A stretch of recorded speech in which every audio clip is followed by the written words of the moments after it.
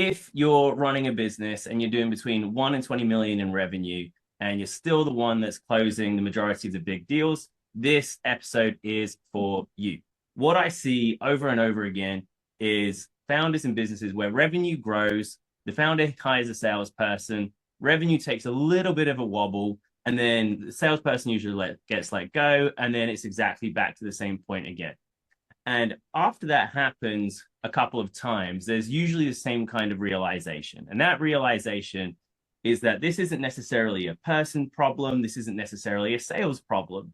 This is actually more of a structure and a process problem. And what we're going to be doing today is really breaking down why is it that the sales seat is one of the hardest ones for the founder to exit. And what we're going to be getting into is what is it that actually needs to be true for a founder to be able to step out of the sales seat, but without effectively losing loads of revenue and everything blowing up.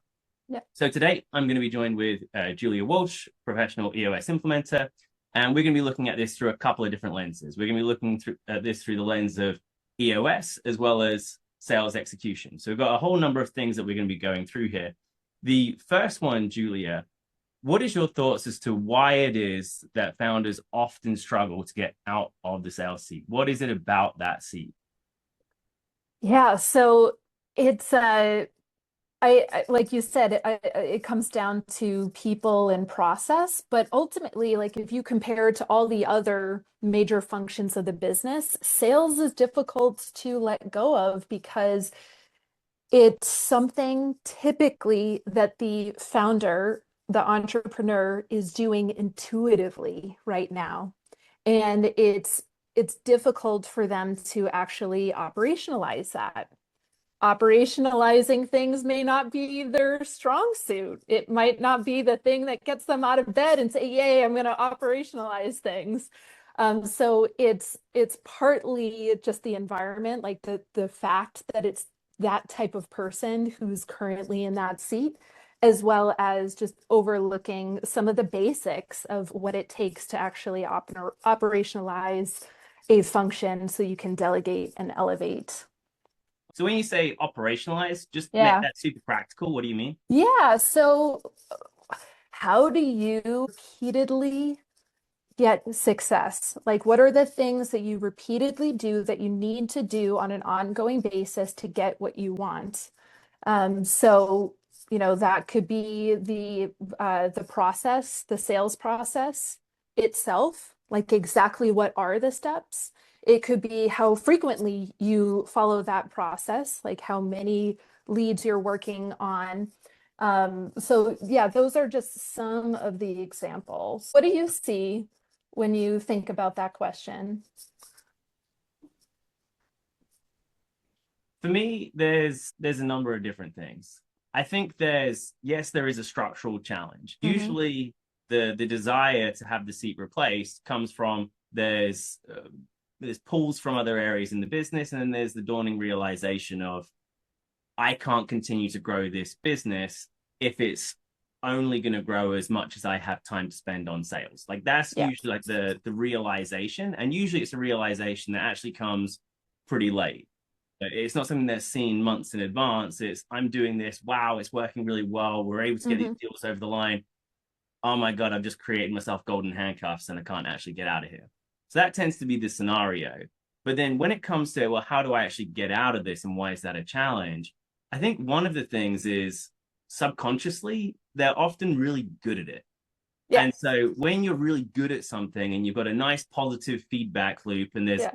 a little bit of the hero's journey and everyone in the business is acknowledging you and cheering every time there's a deal over the line, I do think there's just like an undercurrent, if you like, which is a pull for stay in this seat. Like you get rewarded and everyone loves you when you're over here.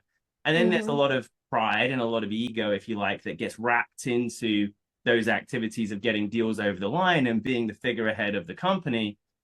So then when you bring somebody else in and they're anything short of you and they're Mm-hmm. anything short of what you were doing, it's almost like a punch in the face to your identity. Like, whoa, that is not how we do things. That is not how we do things. I do Yeah. it like this. And let's say the average salesperson Yeah. takes 3 to 6 months in order to ramp up. By the time founders see someone in like week 2, they're often going, they're not like me. Yeah, Mhm. they're just not going to cut it. They're not going Yeah. to cut it. All right, we're going to probably need to move this thing on. And so then I don't think people actually get the opportunity to get up and going, if you like, before you can actually tell whether or not they are good. Yeah, you're touching on something very interesting, which is being like, if in this case, the owner being really good and enjoying wearing that sales hat of the person actually selling, that individual contributor. And then they hire someone and oh no, they actually have to become a sales manager.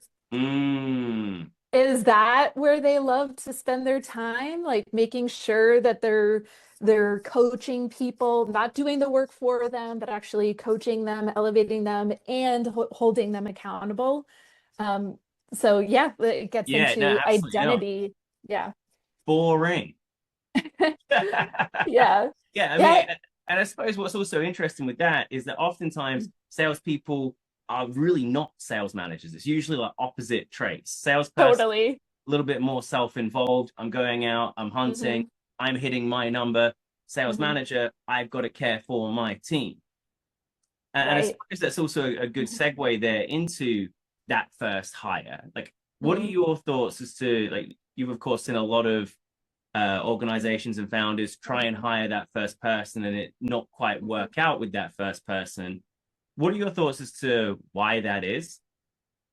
Yeah, I think you touched on it earlier, is the founder saying, okay, I'm able to do this successfully, so let's copy and paste me. Mm, But the thing is, you're trying to copy and paste the founder who has this passion for their product and has built this business up from the ground, like that entrepreneurial spark, that love that they have for the company and for the product, for the service. It's so deep and it just glows from them. And so then to bring in someone from the outside and say, okay, shadow me for a few calls and just do what I do. It's going to be really difficult to actually replicate that. So yeah, like the some specific things to actually have in place is understanding your marketing and sales strategy. Like, have you actually articulated who your target market is? mm, Who have you actually articulated what makes you different and better than the competition? In my world in EOS, we call it your three uniques, mm, and that becomes your elevator pitch. Like, or are you just vibe selling? mm. Just saying, hey, just shadow me, learn about the product, and do what I do. Is is that the recipe for success? Hmm.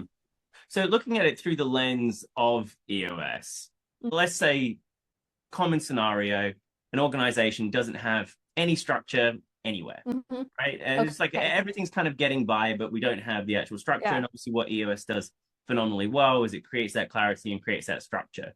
Mm-hmm. When on that journey, when do you think would be the appropriate point to look to start to bring another salesperson in? Yeah, so we call it hitting the ceiling. And at that point of when you need to, potentially delegate and elevate, bring in other people, that usually is happening first in operations. Like you usually see operations building out earlier. Mm-hmm. But it's that feeling that you described of like, okay, my numbers aren't improving. We were growing and now we've hit this ceiling and I just can't seem to break through it. I'm above my capacity. I simply can't do any more. Mm, So it's both a feeling and it's also something you can see black and white in the numbers. And and that's the trigger point to potentially start bringing someone else in. mm, mm, mm. So when looking at those other areas, so you mentioned like typically we start with the operational side, then we can move over. I'm curious to get your take as to what role do other departments play, if you like, in keeping the founder out of sales? Because I think it's very Yeah. easy to look at sales just as a silo. That's its own little world, but obviously it's an interconnected ecosystem, if you like. And if something breaks over here, then it might impact someone over Yeah. here. So I'd be curious to get your wider perspective on like how they're connected in that way.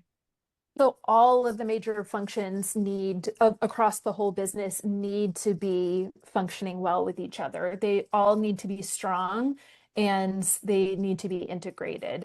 There's a concept that we have called the integrator. This is the person who in the company that's actually integrating all of those major functions so that, there's healthy tension, Mm. and that everybody is strong. You touched on something there that I definitely want to go deeper into. Healthy tension. What is that? I was listening to an audiobook called The Good Fight, and Okay. I love this analogy that the author uses. So usually when we think about teams working really well together, we talk about rowing in the same direction. Really important, but we imagine everybody in a boat just cleanly, smoothly, just rowing in the right direction. But whenever you have interdepartmental collaboration, interdepartmental problem solving, Mhm. it doesn't look like that. And the analogy that I love now is the idea of let's say four people trying to prop up a tent, Okay. like or a tarp. Yeah. So imagine, let's say a table that you're protecting from the rain, and you need the tarp to be secure, it needs to be tight, but it also needs to be centered on the table. So Hmm. now imagine each department is a corner of that tarp, of a person with the stick Yeah. Yeah. Yeah. placing it. If you have one person who's pulling harder than everyone else and dragging everyone away, you're not going to be able to cover the picnic table. If you have one person that's just not like putting in any effort, it's going to dip. Yeah. So Got it. there needs to be this nice healthy tension, of course, with everybody having the same ultimate goal of making sure that this table is covered. But like that type of healthy tension is what I'm talking about. So not too much from one person, not too little Mm. from one person. Everybody fighting for what they know, but also for the greater good of covering that table. I suppose, yeah, looking at it through the lens of founder, sales seat, Mm-hmm. healthy tension. I suppose one of the other things is that, let's say on the ops side, because I feel like sales, if you look at it as a journey, you've got Mm-hmm. generating the opportunities, and then you've got sales, which is usually closing the opportunities, and then you've got operations, which is then delivering. Mm-hmm. And I think when you look at it like that way, sales is then in the middle, but usually having a fight on both sides. So Mm, when yeah. it comes to how much is it we're closing and can operations deliver it, and what's the forecast, for example? Mm-hmm. War, war, war. And is it the case that we're retaining the clients on the other side, or is it the case that we're losing the clients and therefore sales need to sell more? War, war, war. When it comes to marketing and sales, a little bit of a fall down there. Bad Yep. leads, can't close, war, war, war. Why can't I make my own flyers? Yeah, why can't I make my own flyers? Yeah. And I think with that, it can then almost force the person in the sales seat. Like if that's your bias, if that's your tendency, Mm-hmm. that's your way. Like if you're a hammer, everything looks like a nail. Well, Mm-hmm. main way that I can solve bad operations is I just need to sell more. The main Mm-hmm. way that I can solve us not getting enough leads in is I just need to close the ones we have. Mm-hmm. And I think that can then often be like a, I don't know, a false narrative, if you like, that the founders often end up telling themselves. Would you agree with that? Yeah. Yeah. I mean, it's a natural kind of trap to fall into because now you're dealing with like survival instincts. Yeah.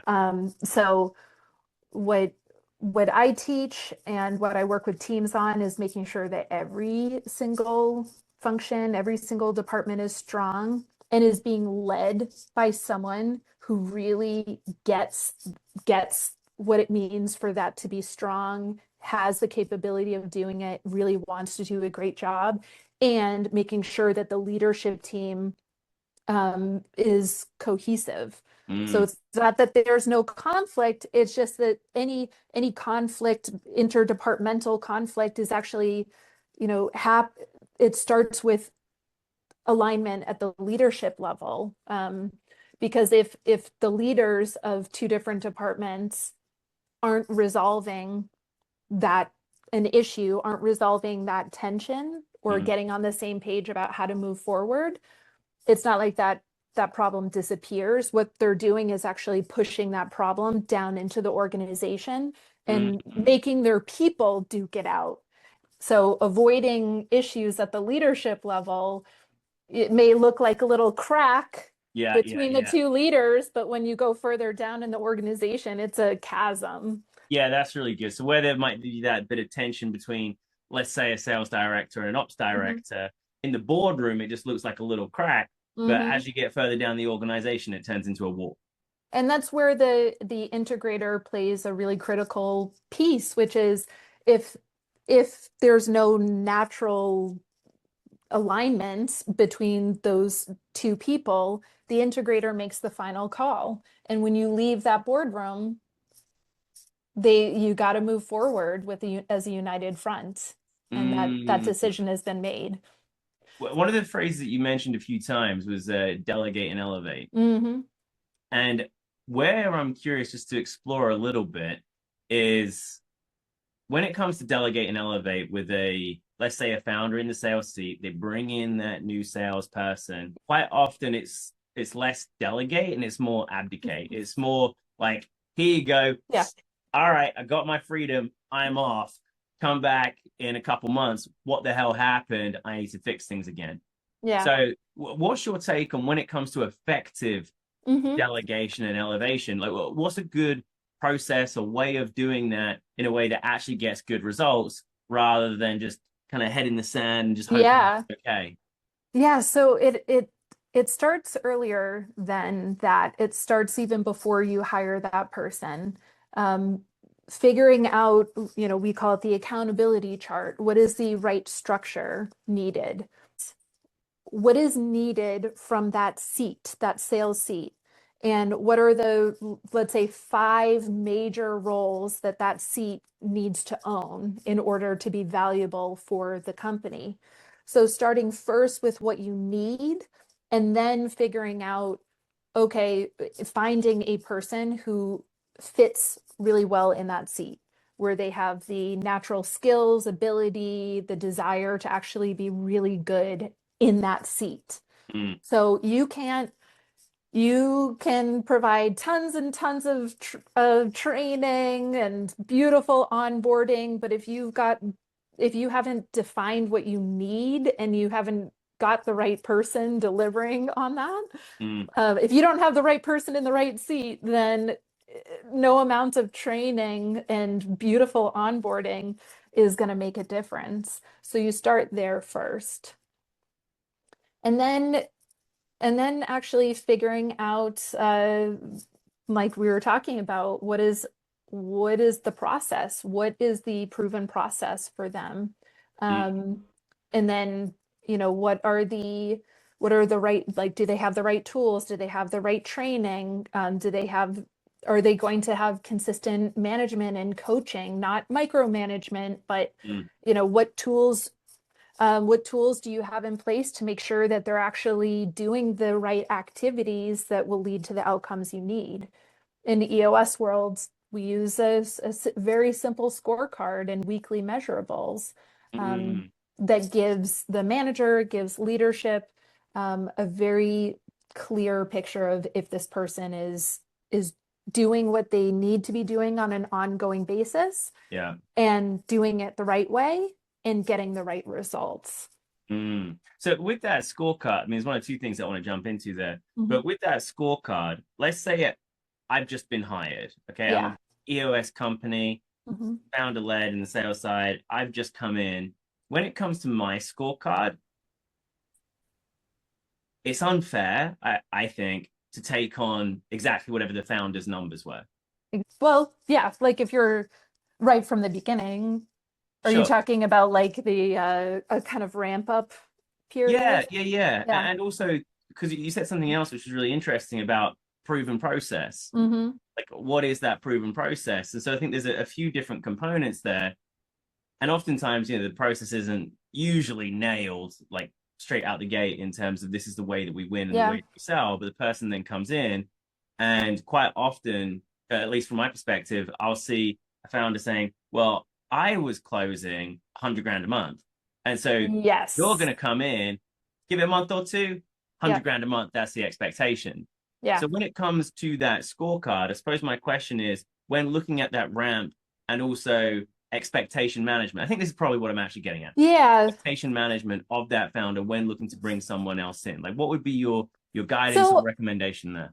I mean, this is more your world, but I would be hesitant to say that no, like the founder should never be able to dream that they could have someone who could deliver like they deliver, um, or like actually hit the same numbers. Mm, I think what you do is really interesting going in and saying, okay, what about the founder's sales process is repeatable mhm. and actually we should keep in the process like that. That's I think where you need to start.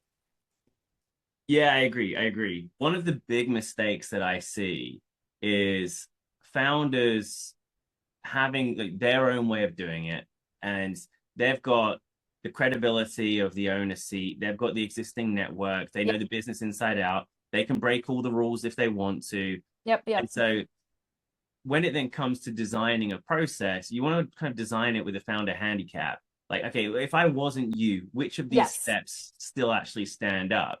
And the process needs to be better than the person. Like, extraordinary process with great people delivering it, rather Yep. than extraordinary people and everyone's just doing their own thing. And Yeah. so, what I often recommend is, and what we do is design that process. Like, let's get it out onto the table. Let's find what it is that works, what it is that doesn't work. And a good way of doing that is looking at just quite simply what happened in the last 10 deals. Mm-hmm. Last 10 deals we won, last 10 deals that we lost. If we get all of those out on the table, what were the common variables? Like, who is it that we were speaking to? Who were the decision makers? Did we have an existing relationship? What type of account was it that we were working with, or prospect was it that we were working with? And I think once we get all of that out, there's usually clues. There's usually like patterns, if you like, that you can say, okay, well, more often than not, when we ask these types of questions, we get better Mm-hmm. answers. And I would strongly encourage actually holding back on that first hire. The temptation can be, Yeah. I'm in a tough spot. I just want to be released of this seat. I just want to be released of this pain. And so Mm-hmm. let's bring someone in. But I think when you bring someone in and there is no operating system, if you like, that's taking place, then you've just got like chaos times chaos. Yeah. Brand new person with no process, go make A magic. very high sales goal. And a Make very it high happen. sales goal. Yeah. Make it happen. One thing I see a lot, like you mentioned, that's that cycle of like disappointment, and Mm, then throw your hands up and say, I guess I'll never be able to leave the seat. yeah. The other thing I see is them saying, oh, maybe it's because this outsider doesn't understand our product as well as Mm, we do. mm, Maybe we should take someone from the delivery, from operations, and put that person who's really good with people, they're good at customer dinners, maybe they can do sales. And then they put that person in. And yes, maybe they have a really good grasp on, the sales engineering side of it, but they may not have that. They most likely don't have that salesperson like innate, like, I'm gonna go close deals. This is what mm. I want to do every single day. That's the Yeah. other piece of it. So when, and I suppose this question here is beyond sales. It's more just Hmm. looking at like, if what we're talking about here is the traditional SME, those turning over Yeah. between 1 to 20 million or so. Hmm. So almost regardless of the function, you're going to go through a similar scenario of we need to bring in managers, but what we Hmm. don't necessarily want to do is bring in people that are just like pure leaders, in as much as you still got to have a little bit of an operational gear, if you like. You got to be able to roll up your sleeves a little bit. So, what would be your recommendation when it comes to making those first building out the leadership team? Hmm. I suppose that's what I'm saying. When it comes to building out the leadership team, what's your usual line of recommendation as to the types of profile that you need at that kind of size company? We start with that exercise of the accountability chart, figuring out what is the structure that the company needs to get it to that next level. Mm-hmm. Because yeah, that first break point is okay, I think we now need a management layer, which is a de facto leadership at maybe let's say a really small size. Yeah. And then and then actually having a management layer in between the in between leadership as you go up.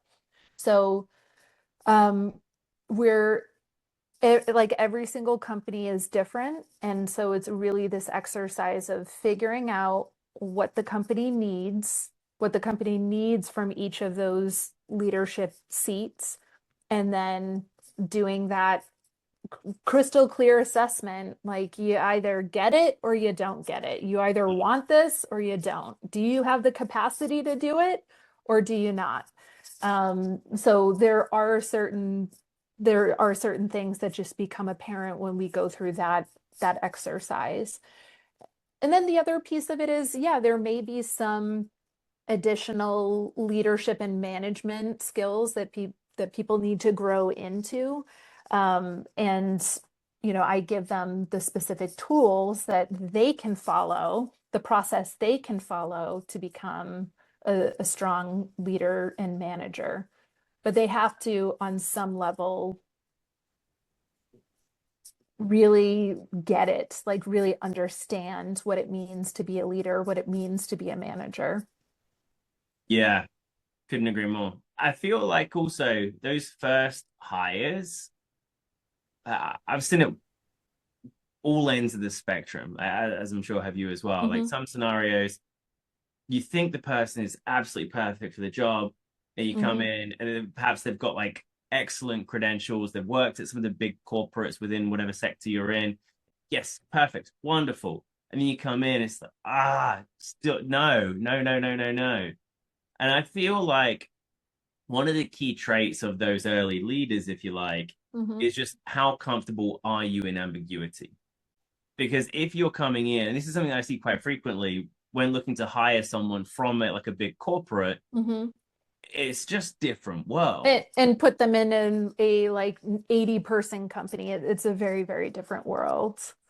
Because I Yeah. think a lot of the thinking is, well, if they've come from a massive corporate, if they then come into us, they'll take us to become a massive corporate. But I feel like that's like a little island out at sea looking at a massive landmass and going, okay, well, if I just get someone from that, then I'll become a massive landmass. Like they're just different I've things. dealt with this a lot. And I- part of it has to do with some core values, like that has to be in place. And some of the core values that you see really defined starting at a very young age, like a Mm, company that's very small or yeah. medium. You see the core values being more hands-on. You see the people being more, yeah, hands-on. And I think in the corporate environment, especially if you're shopping from the executive level, Hmm. they're accustomed to so much more structure. Yeah. And yeah, so that put aside the specific core values, now get into the actual structure itself. Um, I think it's really important to be just so clear with this potential hire about what it actually means to be living in ambiguity, and do they have like an intrapreneurial spark? Like have Mm, they at the if you're looking for people that are from bigger organizations, have they been like an entrepreneur within the company? yeah. Um, because those people are going to thrive at the at a small, medium-sized business. It's tricky. It's really tricky. It's also difficult to just say it to that person and they say, "Oh yeah, no, I totally can handle ambiguity," because they're like a smart person, very capable, and life is full of ambiguity that they've been able to handle. But they may not actually realize the level of ambiguity in an entrepreneurial organization that's growing at a rapid Mm. pace and constantly going through periods of evolution and revolution. Huh. So yeah, it's it can be Yeah. difficult to really communicate that. What are your thoughts? Because you're right, 100%. I could see how even like I could get into that where like, do I Yeah. understand academically what ambiguity is? But then that versus, okay, this is actually what that means, Hmm. two completely different things. So, what would be your thoughts? I'm just curious to explore it. How can you demonstrate that? Like, Yeah. Yeah, because I mean, I know that there are, personality assessments. There's also, you could think of exercises to have them do. Um, yeah, I'm not sure. I'm not yeah, sure of a broad answer. Like I said, I've struggled with this in the past, hiring from the corporate world. So I don't know. I don't know if I'm the right person to figure out the solution. yeah. But Okay. I mean, thinking it through, where my mind would go would be when it comes to hiring, particularly of salespeople, if you nail it down to like what are the top three traits that you're mhm, looking to hire for, or the top three skills that you're looking to hire for, whatever those three things are, there should be an exercise which then gives them the opportunity to showcase that. And so you've got to for design the sure. exercise, which then, so it's not through interview, it's not through asking them questions, it's through absolutely observing them Oh out yeah. the wild, if you like. So I suppose then what might be an interesting way of doing it with a sales manager or whoever it is that's coming in, ask them to do something which is complicated, where normally they would use ChatGPT, they'd use a laptop, they would use Excel, and say you've got to do it in like a ridiculously short amount of time, and you can't have any tools, Yeah. and the output of that you've then got to present in 20 minutes. I think if it was something like that, and Yeah. seeing if, okay, when in that scenario, does that person then rise to the occasion and they love it? Hmm. Or do you see a lot of sweat? And I think that's like the real trade-off. So a final question. So a lot of this has been geared around how do we get the founder out of the sales seat? So Hmm. let's fast forward a fraction and let's say we've been super successful and we've got them out of the sales seat, we've got somebody else in. How do we then keep them out of the sales seat? Usually the visionary has as one of their roles, one of the things that they are accountable for is big relationships. That's their special sauce, is being able to go out into the industry or wherever and create big relationships that, like we were talking about earlier, non-founders may not be able to do. Mm, And so using their talents in a very focused way and mm, saying, but without making it so that the flywheel is reliant on the founder. Because that's one of the traps that we see is like, okay, there's a difference between, greasing some wheels and, mm. you know, starting some big relationships, maintaining some big relationships. That's one thing. But if that's critical for the flywheel, then that means you haven't fully exited the sales seat. That's a really good distinction. And I think that the point of purpose is really valuable. I'm remembering, as you said that, there was an old client that immediately came to mind. Um, Three people that were running the company, and it had been a journey of about maybe a year or so where they were building out a leadership team. They'd done phenomenally well. They built out an excellent leadership team. And I remember speaking to one of the founders. I was in their offices one day, and he looked a little bit glum, and I asked what was going on. And he was like, honestly, Ollie, like I used to get 100 emails a day. I've not had an email in days. Like I don't know what to do with myself. I don't know what to do with myself. But it was like a genuine. It wasn't like Yeah. there's the postcard and then there's reality, or Instagram and Hmm. reality. The idea of, okay, well, as soon as I'm free, then everything's going to be amazing. But he was just there like hitting refresh. It's like, well, where's my purpose now? So I think it's then as like a final question. I Yeah. think I'd be curious to then just go. just one step further when talking about the purpose of that visionary seat, because I think otherwise it can Mhm. feel a little bit ambiguous and like, okay, so just do like visionary stuff, like, but what is that where I actually feel like I've still got a bite? Mhm. Yeah, there's like being involved in R&D, um, making sure that the culture of the whole organization is what they want. Like there's so much. Like if you've got you've got the business humming, you've got the right people in the right seats, and you're growing, the visionary needs to be thinking of, okay, what's next? What's Mm, after that? What does this company look like even further? So it's beyond just sales. It's where are we going? How do we get there? mm, love it. Okay, so I suppose it's almost if you were to look at it through a VTO lens, Yeah. rather than being necessarily focused on the quarter, it's really the 3 year and the 1 year, and spending time a little bit more in the future, if you like, as to where everyone else is going versus Yep. in the immediacy of Yeah. the cut and thrust Okay, every day. if yeah, so okay, if we want to be there in 3 years, we need to have this type of new product. We need more industry relationships.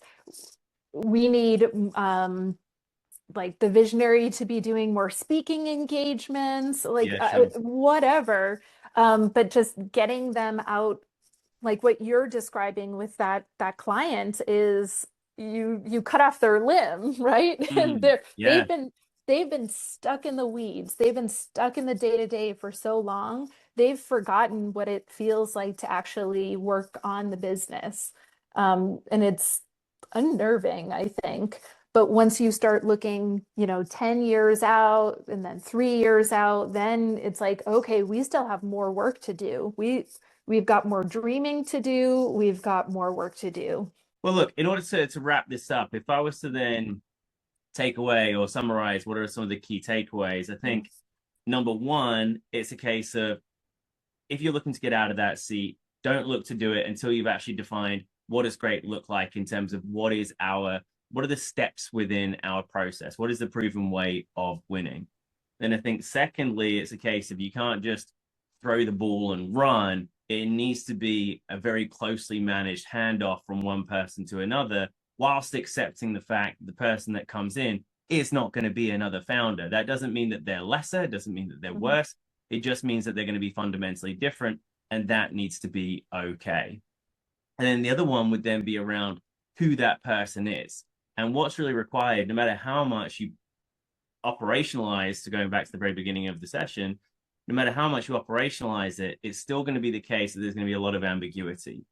And the person needs to be okay with that. That needs to be the profile of those original hires that we're looking to bring into the picture. Lots of ground covered. Really appreciate the time. So I suppose a final piece. If people are then hearing this, watching this, and then curious to go deeper when it comes to EOS and getting a lot of the structure and Mhm. landing at that ultimate visionary seat, if you like, what would be the best way of finding Julia? You can find me at julia.walsh at eosworldwide.com. And a great place to start is with the book Traction. I know a lot of people start their EOS journey that way. You can reach out to me and I'll send you a free copy. Love it. All right. Thank you, Julia.